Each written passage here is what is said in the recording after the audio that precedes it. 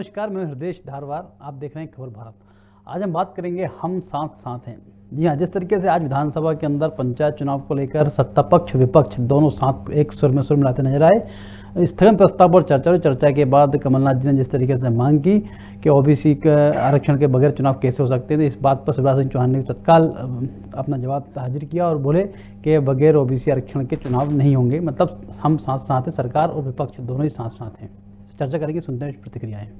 पंचायत चुनाव को लेकर विसंगतिपूर्ण जो चुनाव हो रहा है उसको लेकर कांग्रेस पार्टी की तरफ से स्थगन प्रस्ताव सदन के विपक्ष के नेता आदरणीय कमलनाथ जी के द्वारा लाया गया था और जिसमें कांग्रेस पार्टी की तरफ से आदरणीय कमलनाथ जी, आदरणीय डॉक्टर गोविंद सिंह जी और मैं स्वयं कांग्रेस पार्टी की तरफ से मध्य प्रदेश के पंचायत चुनाव की विसंगतियों के बारे में बहुत विस्तार से सदन में अपनी बात रखी। जिस तरह से सरकार की तरफ से जवाब आना चाहिए वो जवाब बहुत तर्कपूर्ण नहीं था। लगातार अपनी गलतियों को छुपाने में लगे रहे सरकार के मुख्यमंत्री, मंत्रीगण और यहाँ तक कि विधायक साथी भी क्रिया प्रतिक्रिया देते रहे। पर जो विसंगतियाँ हैं, त्रिस्तरीय पंचायती राज का जब गठन हुआ, स्वर्गीय राजीव गांधी ने पूज्य महात्मा गांधी जी के सपने को साकार करने के लिए 73वां 74वां संशोधन विधेयक लाकर और जिस तरह से अधिकार संपन्न संवैधानिक अधिकार दिया और अधिकार संपन्न, और मध्य प्रदेश एक ऐसा राज्य था जो भारत देश का त्रिस्तरीय पंचायती राज व्यवस्था लागू करने वाला पहला राज्य था। हमारा एक्ट बना, पंचायती राज एक्ट बना और उसमें व्यवस्था थी कि हर 5 साल में रोटेशन होगा आरक्षण के लिए। लगातार भारतीय जनता पार्टी के नेता मंत्री कांग्रेस पार्टी के ऊपर आरोप लगा रहे हैं। अगर मध्य प्रदेश की सरकार नियम संगत चुनाव करा रही होती तो लोग कोर्ट की शरण में नहीं जाते। पंचायत चुनाव में ओबीसी आरक्षण को लेकर आज स्थगन प्रस्ताव पर चर्चा हुई है और जैसा आप सबने सुना भी है कि 5 बार कांग्रेस पार्टी ने जबलपुर उच्च न्यायालय में स्टे के लिए रिट लगाई और जब 5 बार जबलपुर से स्टे नहीं मिला तो सुप्रीम कोर्ट में रिट लगाई और कांग्रेस की रिट पर सुप्रीम कोर्ट ने पंचायतों में जो ओबीसी को 27% आरक्षण है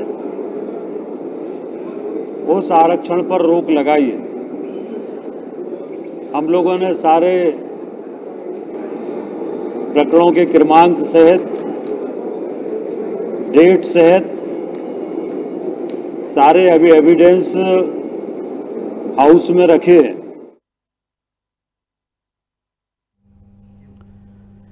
देखिए, बात ओबीसी आरक्षण को लेकर शुरू हुई थी, तो जिस तरीके दोनों ही दल आज एक दूसरे के साथ खड़े नजर आए। दोनों की इच्छा है, मंशा है कि चुनाव में आरक्षण होना चाहिए, पर आखिर क्यों नहीं हो पा रहा था, इस पर हम चर्चा करेंगे। कुछ मेहमान साथ जुड़े, परिचय कराते हैं आपका। हाँ, बीजेपी से हैं दिव्य गुप्ता जी। दिव्य जी, स्वागत है आपका। और कांग्रेस में फिरोज सिद्दीकी, फिरोज जी आपका भी स्वागत है। और हमारे हेड पंकज गुप्ता जी, पंकज जी आपका भी स्वागत है। तो दिव्य जी, शुरुआत आपसे ही करेंगे, जो कि जिस तरीके से आरक्षण के बगैर चुनाव वो पॉसिबल नहीं है, क्योंकि नियम विरुद्ध चुनाव तो हो रहे थे। इस बात को आपने सदन ने आज स्वीकार भी किया है, आप भी स्वीकार करेंगे। अब रोटेशन प्रक्रिया परिसीमन की बात हो, जब पता था आपको ये सब चीज़ें होने वाली हैं, तो क्यों आप पहले एग्री नहीं हुए और क्यों आपने पक्ष नहीं रखा सुप्रीम कोर्ट में?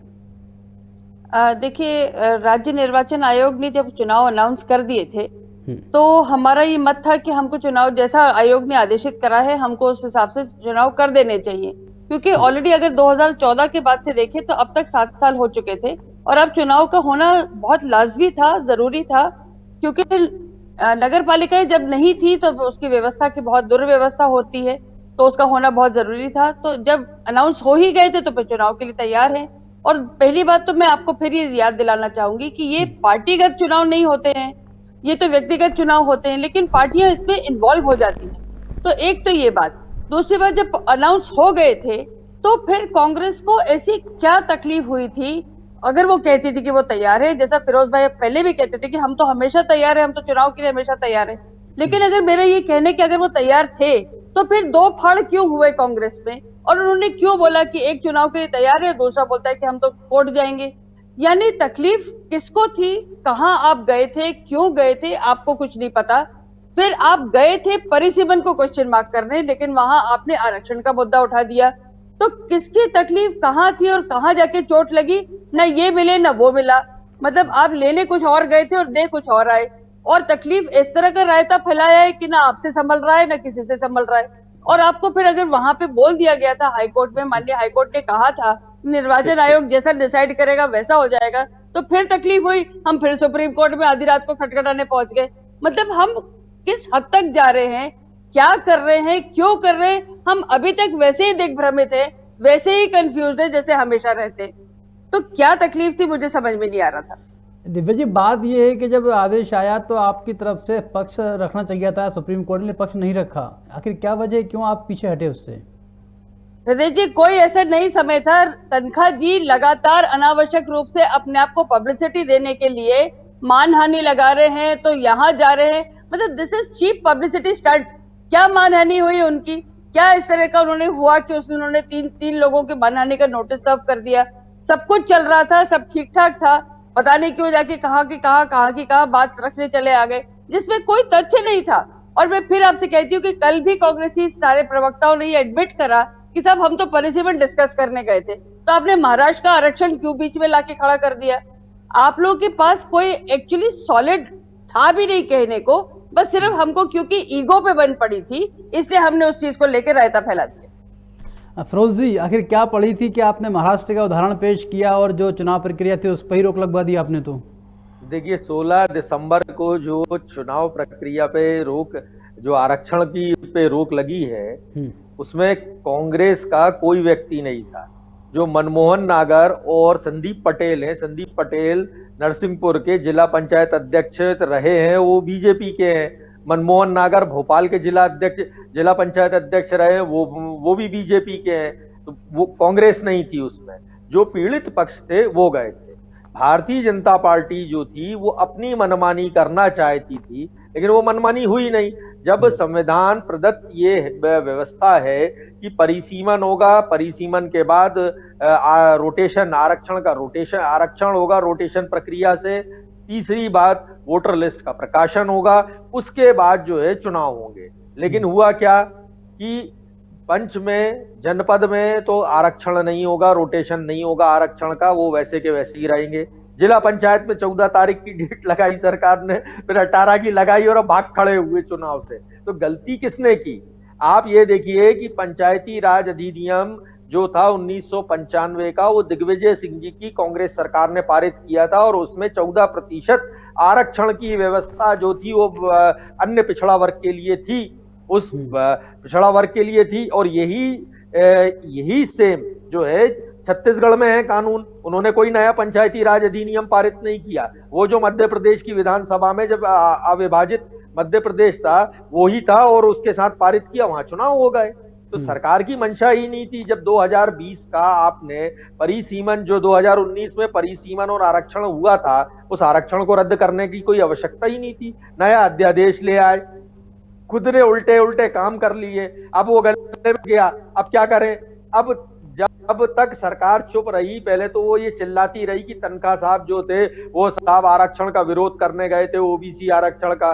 जैसे ही उन्होंने मानहानि का नोटिस दिया, सरकार उल्टे पैर वापस फिर दौड़ी। और अब सदन में जब स्थगन प्रस्ताव आया तो जो सरकार थी वो सीधी बात मान गई कि नहीं साहब, हम गलती कर रहे थे, हमने ना परिसीमन कराया ना रोटेशन कराया, और अब चुनाव हुए। कमलनाथ जी ने स्पष्ट पहले ही दिन प्रेस कॉन्फ्रेंस करके स्पष्ट कह दिया था कि सरकार जो है स्पेशल एक याचिका दायर करे सुप्रीम कोर्ट में कि आरक्षण का, जो अन्य पिछड़ा वर्ग का आरक्षण है, वो मुद्दा बहाल हो।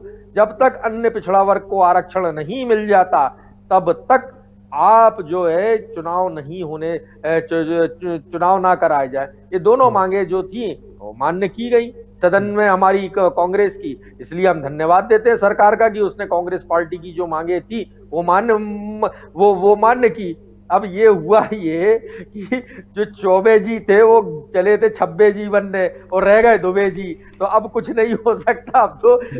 अब तो जो है दिव्या जी की पार्टी जो है बाकायदा परिसीमन कराएगी, जिसमें 1200 नई पंचायतें आएंगी, और जो कई पंचायतें थी जो नगर पंचायतों से विलय हो गया था जिनका, तो अब वहां उनको वो पंचायतें खत्म करके हमने वहां वार्ड बना दिया, या जो नई नगर पंचायतें बना दी, और 1200 नई पंचायतें बना दी। बहुत सारी पंचायतें थी जो पानी में डूब गई, कुछ जो थी वो जंगल वन्य ग्राम थे तो उनको हटा दिया गया। 15 साल से कभी परिसीमन नहीं हुआ था, ये परिसीमन हुआ। अब इसके बाद आरक्षण होगा, वोटर लिस्ट की वो होगी, उसके बाद चुनाव हो। कांग्रेस पार्टी कोई नहीं जाएगा। किसको पड़ी थी कोर्ट में जाने की, वो परेशान होने की, वो लाखों रुपए फीस देने की वकील को? किसी को नहीं पड़ी थी। लेकिन ये तो सरकार ने गलती की तो सरकार को खामियाजा वकील तो भुगतना आपके पड़ा। हैं, अब उनको भी फीस देंगे क्या? अरे वकील तो आपके हैं, उनको भी फीस देंगे क्या? सुनिए, देखिए, वकील अगर वो कांग्रेस के हैं, ठीक है, वो कांग्रेस के राज्यसभा फिर तो बहुत ही हद हो गई। अगर आपके वकील आप ही की पार्टी के आपसे पैसा मांगते तो फिर तो बहुत ही शर्म की बात है। सुन लीजिए ना, कांग्रेस नहीं, पार्टी कैसे, गई क्या नहीं। मतलब हैरानी की बात, ये तो बहुत ही हास्यास्पद बात हो गई। चलिए आप बोल लीजिए, फिर मैं बोलता हूँ। चलिए ठीक है नहीं, पंकज जी, आज बोलिए। जिस तरीके से सदन नहीं, को रुकिए, आपने रुकिए, देखा कार्यवाही आपने देरवार देखी जी, होगी, जिस तरीके से एक हृदय सकल जी, संवाद हृदय हुआ कि एक स्थगन प्रस्ताव आया, हृदय कमलनाथ जी। जी ने मांग की और सरकार ने उनकी मांग मान ली। वाकई एक स्वस्थ लोकतंत्र के लिए अच्छी बात भी थी ये। देखिए हृदय जी, इसमें मानने के अलावा कोई विकल्प नहीं था। और देखिए ये राजनीति पैदा क्यों हुई, ये बड़ा एक विषय जानने का है। जब ये चुनाव की घोषणा हुई तभी ये तय हो चुका था कि ये चुनाव नहीं होंगे, इनमें स्थगित होना 100% निश्चित है। अपन भी अपने चैनल में कई बार इस पर चर्चा कर चुके हैं कि ये चुनाव कहीं से भी कराया जाना संभव नहीं, बहुत सारी खामियां थी। लेकिन अब ये जब कोर्ट में मामला गया और ये रोटेशन प्रक्रिया और आरक्षण प्रक्रिया को कैसे ओबीसी आरक्षण में परिवर्तित हो गया, ये भी एक थोड़ा सा देखने वाली बात है कि किस तरह से मुद्दा कहाँ से चला था और कहाँ आ गया। लेकिन सरकार को ने ये सारा क्यों किया, ये सब करने की वजह क्या थी पीछे? क्योंकि सरकार को पता था कि लोग कोर्ट जाएंगे, कोर्ट स्टे देगा और वापस चुनाव स्थगित होंगे। तो जब सरकार को भली बात पता था कि हमारी तैयारियां पूरी नहीं है, तो फिर इसके पीछे करने की वजह क्या थी? क्या सरकार चाहती थी कि ये ओबीसी का मुद्दा उठे, या इस पे कांग्रेस को घेरने की तैयारी थी, या कांग्रेस से घेरने, मतलब जो राजनीति चल रही थी ये ओबीसी मुद्दा को सामने लाने की पंचायत चुनाव से पहले, क्या सरकार इसको जीत का वो ट्रम्प कार्ड मान के चल रही है? ऐसे बहुत सारे सवाल हैं हृदय जी अभी, जो ये तो तय है कि ये कुछ अनजाने में नहीं हुआ, सारा प्लांटेड था, पूरा योजनाबद्ध तरीके से हुआ जो भी हुआ। तो फिर इसकी वजह क्या है, ये जरूर तलाशेंगे लोग। दिव्या जी, क्या माना जाए, क्या सरकार फिर से रोटेशन और आरक्षण और जो परिसीमन था वो करवाएगी? मैं थोड़ा सा इस बात को लेके थोड़ी इतनी बड़ी कॉन्स्पिरेसी के बारे में मैं थोड़ा सा संशय में हूँ। क्या इतनी बड़ी कॉन्स्पिरेसी करेगी सरकार की, वो बोलेगी कि नहीं हम ऐसा एक कार्ड खेलते हैं कि हम चुनाव घोषित कर देते हैं, फिर उसके बाद हम सोचेंगे और फिर उसके बाद ऐसा होगा? It looks too far fetched this cooked up story. मुझे नहीं लगता है कि इतनी कुकअप हुई होगी, इतना सारा सरकार ने कोई बुद्धि लगाई होगी इस बात को लेकर।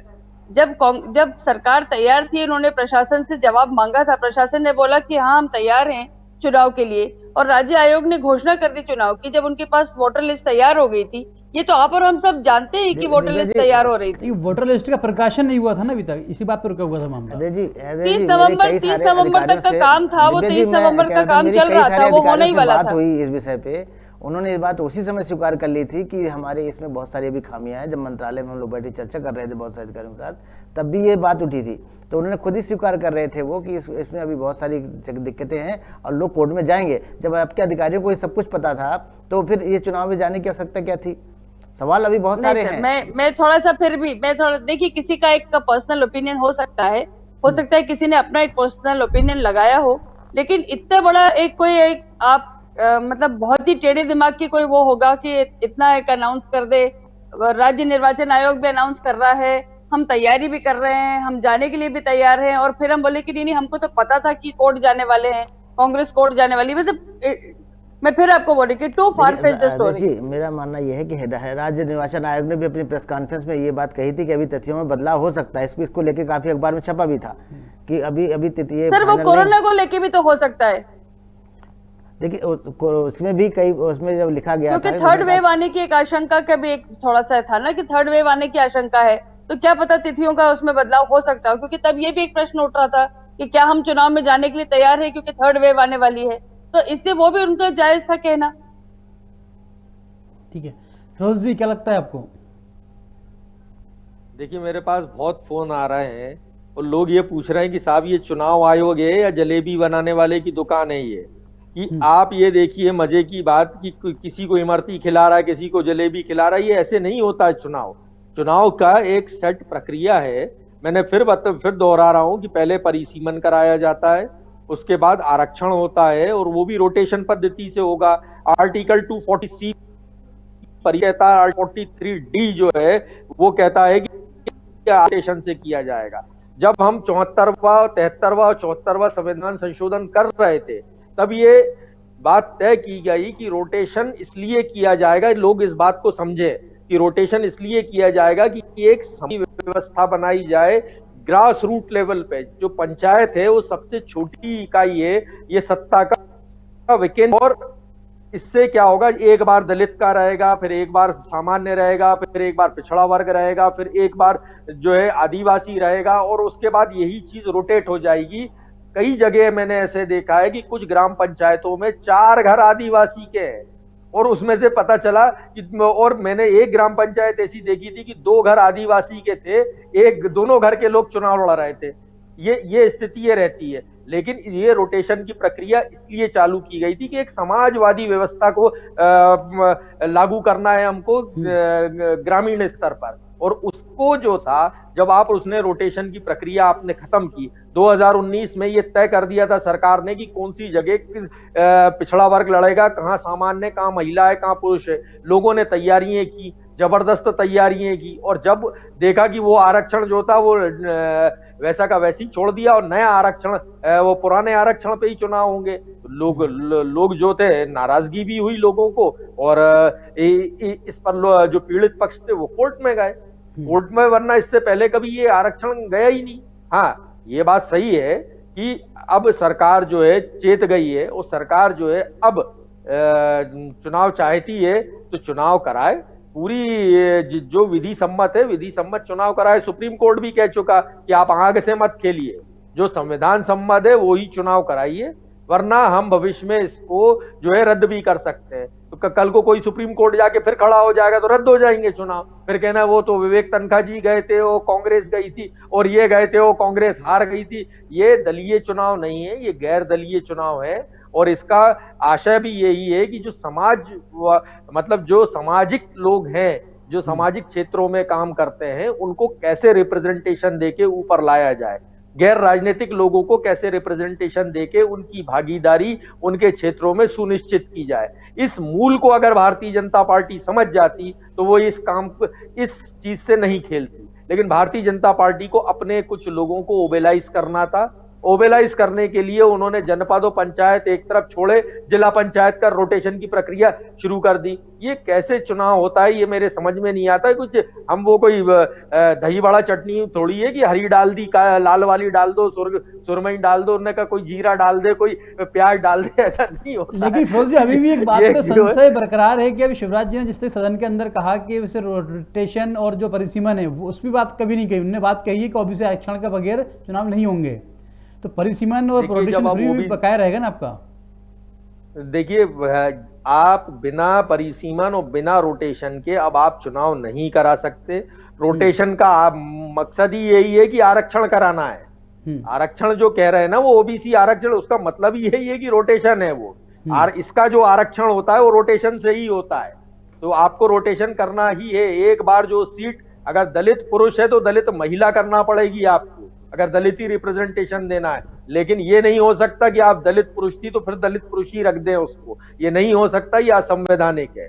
और यही बात को तो लेके लोग कोर्ट में गए थे, ये अध्यादेश ले आए, पारित कर दिया अध्यादेश, वो गवर्नर साहब से भी दस्तखत करा लिए इन्होंने। लेकिन रोटेशन में तो सभी समाज वर्ग को मौका मिलता है, लेकिन आरक्षण से ओबीसी आरक्षण पर रोक लगी है ना।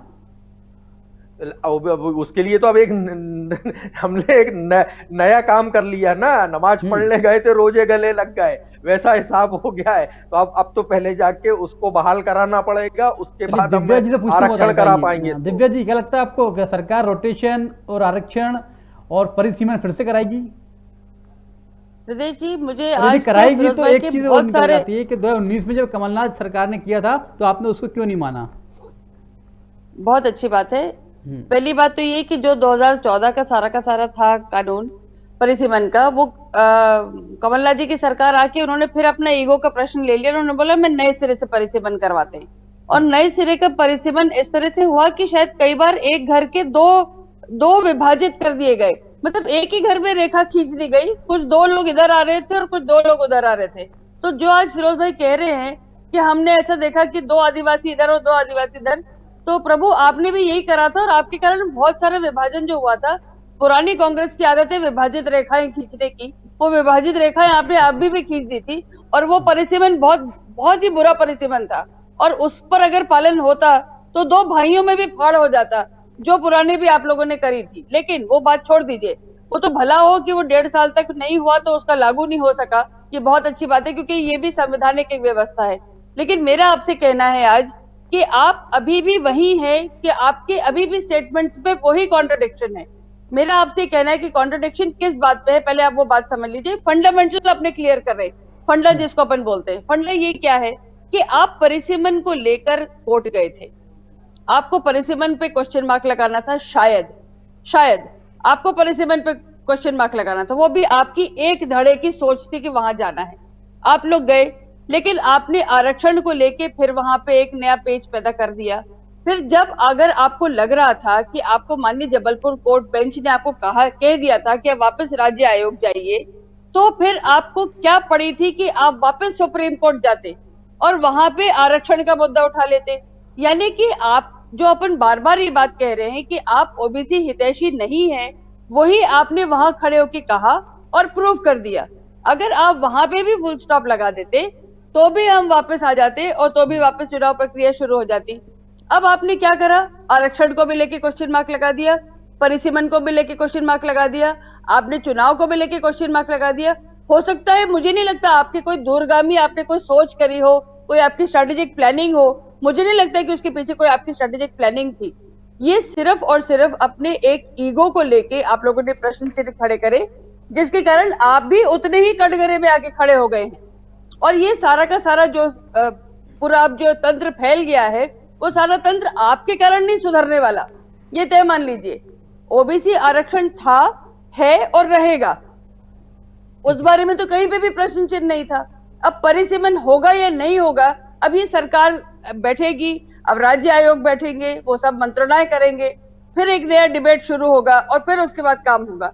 जो बात आसानी से हो जाती, उस बात को लेकर आप लोगों ने अनावश्यक पेचीदा अड़ंगा डाला, जिसके कारण अनावश्यक फिर खर्च आया, जिसके कारण अनावश्यक फिर बात आगे फैली। तो थोड़ा सा प्लीज अपने ऊपर संज्ञान लीजिए कि आपके इस एक कहेंगे सरकार भी तो जिम्मेदार है ना। यदि कमलनाथ सरकार ने परिसीमन आरक्षण रोटेशन प्रक्रिया का ठीक से पालन नहीं किया था तो आप फिर से कर सकते थे, आपके पास खुली छूट थी, आप जो चाहे वो कर सकते थे, पर आपने वो नहीं किया। आपने वो सर जब 2014 में वापस लागू हो रहा था तो वैसे देखिए हम ऑलरेडी लेट है, ये भी तो मान के चलिए। फिर बार एक नई प्रक्रिया शुरू होती, उस नई प्रक्रिया में फिर लेट होता, सामने 2023 का चुनाव फिर सामने आ खड़ा होता है। बार बार यदि आप इस बात को लेके खर्चा करते रहेंगे, उस बात की भी तो एक प्रक्रिया होती है। जब 2014 का लागू हो रहा था तो हो जाता, कम से कम चुनाव तो हो जाते, कम से कम नगर पालिकाएं तो बन जाती। 2018 पहले एक नया जिला बना था निवाड़ी, वहां पर 1071 पंचायत ऐसी थी, उनका क्या होता? तो वो भी तो था ना उसको परिसीमन के लिए। देखिए वो मैं फिर आपको बोल रही हूँ कि कुछ चीजें जो पुरानी लागू थी वो तो लागू हो ही रही थी ना।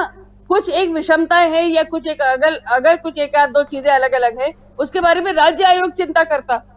हमको और आपको बैठ के पूरे के पूरे तंत्र को लेकर अगर हमने एक, फिर मैं I am sorry to use the same word, हमने रायता जो फैला दिया है, उसका आप कैसे समेटोगे वापस? ठीक है पंकज जी, क्या लगता है जिस तरीके से प्रक्रिया का पालन हो रहा है, कहीं खामियां सरकार की तरफ से हुई हैं? बिल्कुल हृदय जी, मैं पहले भी कह चुका हूँ, फिर कह रहा हूँ कि शायद ये पंचायत चुनाव जो आज उसका हाल है वो वही होना था। पहले बस सरकार ये चाहती थी कि ब्लेम उसके ऊपर ना आए, कोर्ट के ऊपर आए, इसलिए शायद जल्दबाजी में ये सब पूरी प्रक्रिया पूरी की गई, वरना पंचायत चुनाव तो टलने ही थे। और पंचायत चुनाव कराने का शायद अभी भी कोई आसार जल्दी नजर नहीं आते, क्योंकि अभी अगर परिसीमन की पूरी प्रक्रिया होगी तो उसमें भी एक समय लगेगा, और फिर आगे कोविड की तीसरी लहर आ रही है, बहुत सारे कारण और बनते चले जाएंगे। अभी इतनी जल्दी पंचायत चुनाव मुझे नहीं लगता कि संभव होंगे कि अगर सारी प्रक्रियाओं को पूरा करके पंचायत चुनाव कराया गया तो अभी बहुत समय लगने वाला है। हाँ फिरोज जी, ये पहले चरण के नामांकन दाखिल हो चुके हैं, फॉर्म भर चुके हैं, यदि प्रक्रिया पालन होता भी है तो किस रूप में होगा? देखिए अब हृदय जी, सवाल ये है कि नगरीय निकाय क्यों रुक गए? आप मुझे इस बात का जवाब दीजिए कि अब दिव्या जी बेहतर देंगी।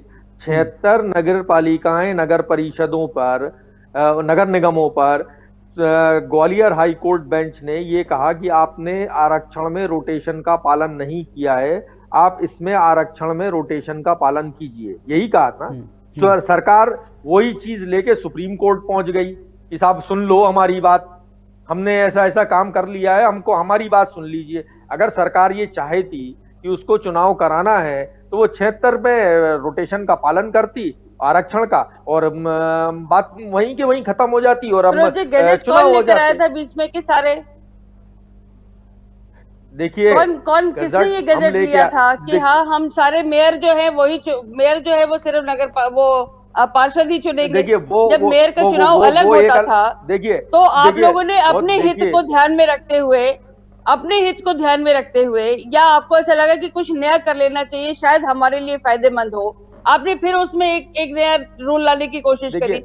जो एक तंत्र चलता चला आ रहा है उसमें नया लाने के लिए, क्योंकि हमारी सरकार है इसलिए हम कुछ नया करना चाहते हैं, हमारे हिसाब से करना चाहते हैं। मैं एक चीज बताऊं दिव्या जी, मैं एक चीज बताऊं, अप्रत्यक्ष प्रणाली, जहां जहां भारतीय जनता पार्टी की बहुत सारी जगह सरकारें हैं वहां भी अप्रत्यक्ष प्रणाली है।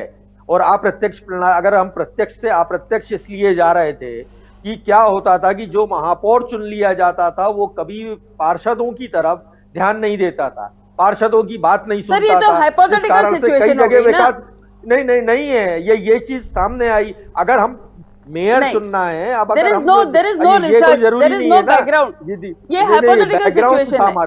This is not a hypothetical situation, हमारे पास, हमने उसको बहुत तरीके से एक एक चीजों को समझा और समझने के बाद इस बात को देखा था और उसको लाए थे। ठीक है, आपने उसको चेंज कर लिया, कोई बात नहीं, लेकिन जो आरक्षण में रोटेशन है, रोटेशन में आरक्षण, देखिए आरक्षण जो है और परिसीमन जो है ये संविधान की धारा है, आप इसको खत्म नहीं कर सकते और यही काम सरकार ने किया। अरे सर, वही मैं आपसे प्रश्न कर रही हूँ कि आप परिसीमन को बदलने क्यों गए थे?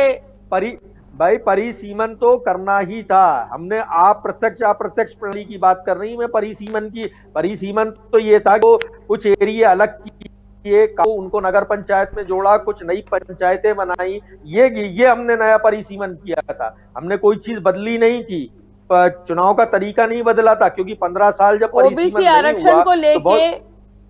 आरक्षण को लेके आप लोगों ने हर तरफ कमलनाथ जी के फोटो के साथ हर ऑफिस में चस्पा करवाए थे कि नहीं चस्पा करवाए थे कि हम ओबीसी आरक्षण के लिए हम इतना कर रहे हैं, हम ये कर रहे हैं, तो हुआ था कि नहीं हुआ था? हमने तो पारित किया था। तो आपने चस्पा करवाए थे ना, मतलब आप श्रेय लेने के मूड में थे ना उस समय। अरे थोड़ा बहुत फोटो हमें भी खिंचवा लेने दीजिए, थोड़े बहुत क्यों सर, आप ही लोग खिंचवाएंगे, अकेले मोदी जी खिंचवाएंगे, ऐसा हम क्यों नहीं खिंचवाएंगे, हम भी खिंचवा सकते हैं। बिल्कुल लिए थे जब प्रजातंत्र है, बिल्कुल खिंचवाइए, ढेर सारे खिंचवाइए, कोई दिक्कत नहीं है, लेकिन उसमें सिर्फ ये बात हो रही थी कि हितैषी है या नहीं है, अगर है तो फिर आप लोग नहीं है क्योंकि आप प्रूव हो गए, क्योंकि आप कोर्ट तक गए, आप हितैषी होते तो चुनाव होने देते। मैं सर से बिल्कुल डिसएग्री करती हूँ कि चुनाव नहीं होने देना चाहती थी सरकार। नहीं, हम रोटेशन की मांग करने गए थे, अगर सरकार खामियां नहीं रखती तो हाँ, किसी भी कीमत पे चुनाव मांग नहीं आप चलते। कुछ करने गए थे लेकिन कुछ और हो गया। वो ये तो वहीं से हुआ है, ये हकीकत यही है। और यही बात आपको पंकज गुप्ता जी और हृदय जी बता देंगे कि जो हमने मांगा नहीं वो मिल गया बिना बात आपने। मांगने आप परिसीमन गए थे, लेकिन आरक्षण का बम आपकी झोली में आ गिरा। अब आप क्या संभल नहीं रहा? वो आपके ऊपर डाल दिया उन्होंने आपके ऊपर डाल दिया बम कि अब संभालो इसको। मैं जो हमने आज विषय रखा कि हम साथ साथ हैं, देखिए ये जो जातिगत आरक्षण का मामला है इसमें कोई भी विरोध नहीं कर सकता है जी, और ये प्रक्रिया पूरी होनी ही थी और जो भी होगा, लेकिन अब ये तय है कि अब जो चुनाव होंगे वो मतलब पूरे नियमानुसार होंगे और रोटेशन प्रणाली पूरी करके ही होंगे। यही सरकार की अब मंशा होनी चाहिए और स्वतंत्र लोकतंत्र के लिए इसी की जरूरत है। हाँ, पंकज जी, दिव्या जी, फिरोज जी, आप तीनों बहुत शुक्रिया, धन्यवाद चर्चा में जुड़े आप। तो बात चल रही है जिस तरीके से कि ओबीसी आरक्षण के साथ ही चुनाव होंगे, शिवराज जी ने सदन के अंदर आज कह दिया कि जिस तरीके से प्रक्रिया का पालन होगा तो ओबीसी आरक्षण के बगैर चुनाव नहीं कराए जाएंगे। स्थगन प्रस्ताव पर चर्चा हो रही थी, कमलनाथ जी ने भी इस बात को कहा, स्थगन पर मांग की और मांग को सरकार ने स्वीकार भी किया। यही लोकतंत्र की खूबसूरती भी है, अच्छी बात है। पहले कम से सकारात्मक तौर पर एक जो सकल चर्चा हुई है उसका निष्कर्ष निकल के आया। फिलहाल चर्चा में इतना ही, हमें दीजिए इजाजत, नमस्कार।